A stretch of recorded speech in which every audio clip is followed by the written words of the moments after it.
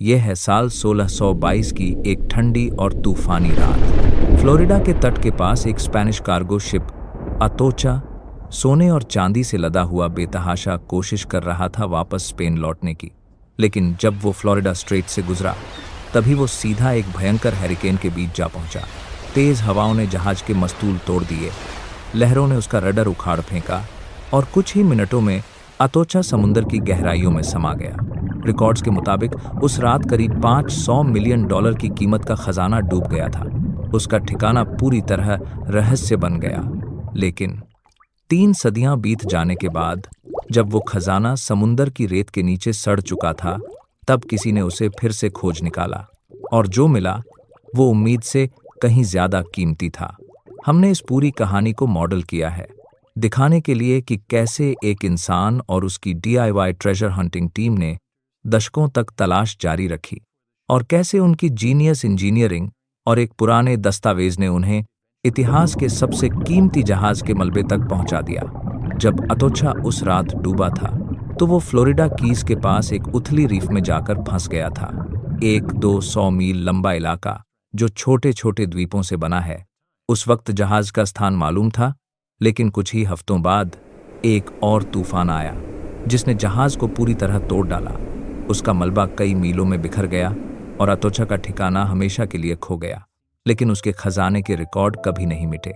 जहाज के cargo manifest के अनुसार उसमें थे 150 सोने की ईंटें, 1000 चांदी की बार्स और 50 से ज्यादा संदूक जिनमें सिक्के भरे हुए थे।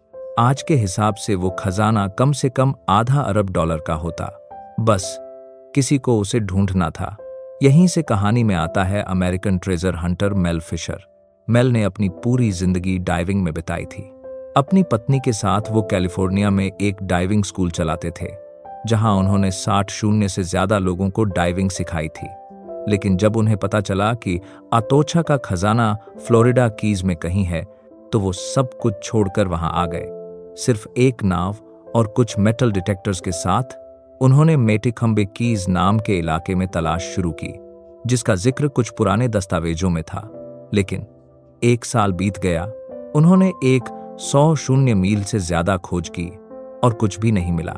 कई लोगों के लिए यह नामुमकिन काम था, लेकिन मेल के पास था उनका सीक्रेट वेपन। इतिहासकार यूजीन लायन यूजीन स्पेन के सिविल आर्काइव्स में गए, जहां उन्होंने 1626 का एक पुराना दस्तावेज ढूंढ निकाला। उसमें लिखा था कि जहाज की खोज मार्केसास कीज नामक इलाके में की गई थी, जो मेल के सर्च जोन से 100 मील दूर था। मेल ने तुरंत अपनी नाव वहां ले जाई और नई जगह खोज शुरू की। लेकिन अब वो गहरे पानी में थे और एक बड़ी समस्या थी दृश्यता, विजिबिलिटी। पानी ऊपर से साफ दिखता था, लेकिन नीचे गोताखोर अपने हाथ तक नहीं देख पा रहे थे। मेल ने इसका एक शानदार समाधान निकाला। उन्होंने अपनी नाव में 2 बड़ी ट्यूबें लगाईं, जो प्रोपेलर के सामने नीचे तक जाती थीं। ये ट्यूब ऊपर के साफ पानी को नीचे भेजती, जिससे नीचे की मिट्टी साफ हो जाती और छिपे हुए खजाने नजर आने लगते। ये तरीका कमाल का साबित हुआ, क्योंकि अब पानी न सिर्फ साफ था, बल्कि ट्यूब की हवा से एक गड्ढा भी बन जाता था, जिससे दबे हुए आइटम सामने आ जाते। 1971 में जब एक डाइव के दौरान रेत हटी, तो नीचे से एक विशाल एंकर नजर आया। ये खजाना तो नहीं था, लेकिन ये उनकी पहली बड़ी क्लू थी। धीरे धीरे और चीजें मिलने लगीं। कप, तलवारें, तोप के गोले और जहाज की लोहे की कीलें। हर आइटम के मिलने की जगह को उन्होंने एक नक्शे पर गोलों में चिन्हित करना शुरू किया। थोड़े समय बाद नक्शे पर एक सीधी लाइन बनने लगी और उन्होंने सोचा, शायद असली खजाना इसी लाइन के आखिर में कहीं है। 2 साल तक उस लाइन के सहारे खोज जारी रही, लेकिन कोई बड़ा खजाना हाथ नहीं आया। मेल के पास पैसे खत्म हो रहे थे और खोज बंद होने का खतरा था।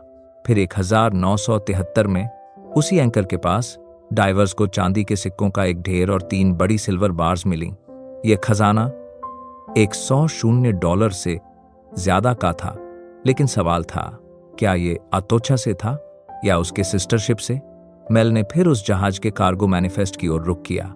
हर बार और सिक्के पर खुदे हुए सीरियल नंबर्स की तुलना की गई और आखिर पुष्टि हुई, हाँ, ये वही अतोचा का खजाना था। अब मेल की टीम ने सिक्कों को साफ किया और बेचकर फंड जुटाया ताकि खोज जारी रह सके। नई सोनार टेक्नोलॉजी के साथ खोज फिर शुरू हुई, लेकिन अब एक नई मुसीबत खड़ी हो गई। फ्लोरिडा सरकार ने दावा किया कि जो भी खजाना मिलेगा वो राज्य की संपत्ति होगा। मेल ने अदालत में लड़ाई शुरू की, जबकि उनकी टीम पानी में जुटी रही। उन्हें 9 कांस्य तोपें मिलीं, जिन पर अतौचा के निशान खुदे हुए थे।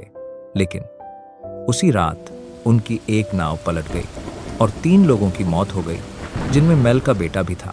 3 साल तक खोज जारी रही, लेकिन कोई नई सुराग नहीं मिला। महीने के लिए तक मेल अक्सर एक दस्तावेज का जिक्र करते थे जो अतौचा के एक जीवित बचे नाविक ने लिखा था। उसके अनुसार उसने जहाज पर 70 पाउंड कोलंबियन एमरल्ड्स चुपके से चढ़ाए थे। मेल को पूरा यकीन था कि अतौचा में सिर्फ सोना चांदी नहीं, बल्कि दुनिया के सबसे कीमती रत्न भी छिपे हैं। 8 साल की लंबी कानूनी लड़ाई के बाद मेल को आखिरकार कोर्ट ने सारा खजाना रखने का अधिकार दे दिया, लेकिन